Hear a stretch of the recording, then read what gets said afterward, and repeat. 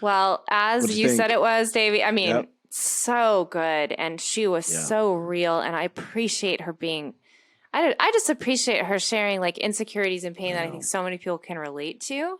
Yeah. Um, yeah, just a Yeah. wonderful, wonderful spirit. Yep.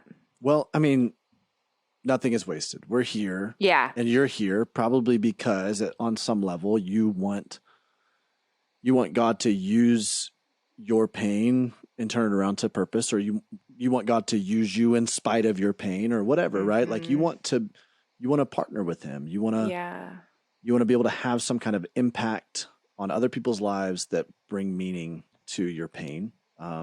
Maybe you hadn't thought about that. Maybe you hadn't articulated that, but I hope that something springs up inside of you as I even share that, Yeah. that is possible. And I think that's what was so encouraging about this conversation with Blanca was that, I mean, all the different things that she's gone through, and yet how the Lord is using her voice, quite Hmm. literally her voice, right? Yeah. How the Lord is Right. using her, but how she's showing up even in the midst of like the most recently this divorce and the questions that can arise because of that. Yeah. And am I qualified to be used of the Lord? And Mm. what does this look like? And I mean, those are such real They are questions. such real questions that so many people are asking, and not a lot of people are asking publicly, right? Or talking about. So I appreciated Right. that she's going there. Yeah. Right. Such Absolutely. good stuff. Well, okay, so we're continuing to answer questions that you have and that you pose on the community Hmm. platform. We want to invite you to ask those questions on the main discussion feed. Um, if you go to nothingiswasted.com/community, you can join the community platform for free. You'll just set up a profile there and then just ask a question. We've had Yeah. several questions that have been asked. We want to respond to those questions in some of these segments in the podcast. And so, um, you can also ask the question if you want to, if you're watching on YouTube, but we really want to encourage you to go to the community platform. So that way you Right. can, other people can benefit from this as well. Yeah. People who are Right. part of this community, because we're leaning into each other. We're trying to do this thing together through the power of the internet. We're trying to harness the power of the internet, what it avails to us to be able to connect you with other people so that That's you're right. not slipping into isolation. So Yeah. Not doing this thing alone. here's a big question, and I thought this was appropriate for this one. Mm. Given what Blanca does for a living. How do I worship a God who allowed so much tragedy to happen in my life? Yep.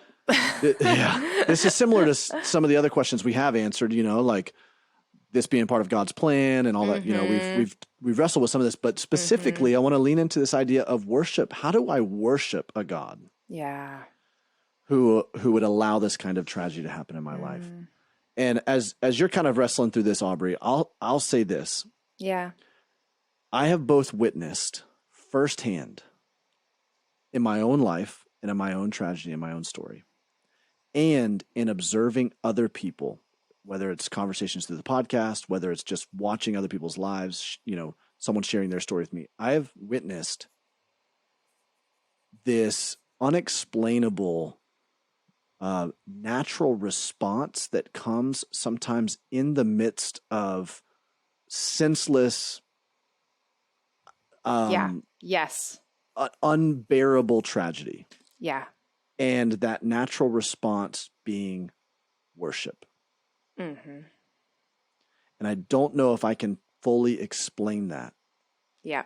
but I know that you've heard, if you've listened to the Nothing is Wasted podcast any amount of time, I know that you've heard other people articulate that there was this Hmm. sacred space that happened where God met them in the middle of this tragedy that Yeah. evoked and elicited some kind of, and you can't even call it a feeling, right? That Right. seems like it doesn't quite Too give credence small or to what, something. yeah, right? Hmm. It Hmm. evokes some kind of just something from deep within that the Hmm. only natural response in that is worship. This Yeah. recognition that you are so out of control, and yet Yeah. the one who is not only in control, but also is able to carry you in this and make all of this right. And Hmm. I don't know necessarily if there's any kind of formula for that to happen in No. your life. I don't think Right. there is, other than Right. worship being a part of the muscle, Yeah. work that you're doing before tragedy happens, right? That's part of your Hmm. life and your lifestyle. Hmm. I see that as a common denominator, but I do know that I have observed that in my own life and in other people's lives. That doesn't necessarily answer your question by any means, but I Right. do want to say Right. those two things are not mutually exclusive concepts, and I've experienced that. Yeah. Worshiping God and him allowing this to come into your life. That is, whew. Anyways. I think what's even helpful, Davey, for me to hear you say that is because this is such a difficult question, and like you said, there's no formula really for that, to go, oh, then that means that's a work of the Holy Spirit. So I just have to like kind of say, Holy Spirit, like, I don't want to worship God right now. Like, I'm so mad. I'm so disappointed. I'm so angry. Can you, in your tenderness, like as Jesus is interceding for me, help me worship again, or for the first time or whatever. And so some of it is, I mean, what Davey can't explain is some of that is a supernatural outflowing of the Holy Spirit. It is, yeah. I would also say along with that, sometimes like, worship begets worship, if that makes sense. So I don't want to, I'm not trying to say fake it till you make it, but what I am trying to say is like a step towards worshiping God when you feel like you can't is to worship God when you feel like you can't. And that may mean turning on a worship song that connects with you in your grief and just starting there, one song a day. Yeah. Serving somebody in their own grief can be an act of worship too. Reading one Bible verse, like take these little steps and just see how God kind of opens your heart. Right. Two things came to mind with that question though. And I that's the kind of question where you want to sit with somebody for coffee and hours and be like, tell me your story. Yeah. Because anyone who has borne God allowing a lot of grief and suffering, just, you want to hear why. You want to hear you want to hear the question behind the question, right? And you want to hear the story because it's so obviously so painful. And I'm so sorry for whoever wrote this, and I'm so sorry for the weight of the grief and the amount of loss that you're carrying. Yeah.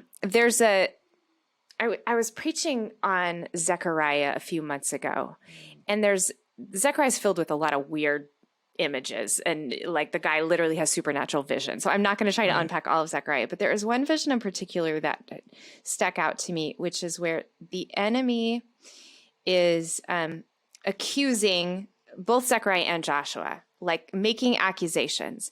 And God says, be quiet. And then you never hear from Satan again. And it's a profound image to me because what we recognize from it is that any work that the enemy does happens in God's court. Yeah. Like God either allows it or doesn't allow it. And I know that piece is hard to wrestle with. Why does God allow it? Why? I don't know.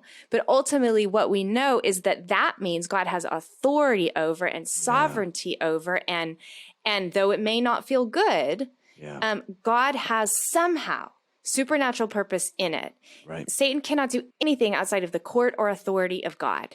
Yeah. And so if you can't, again, we can't answer the question of why. I don't know how to answer it. I can't. Yeah.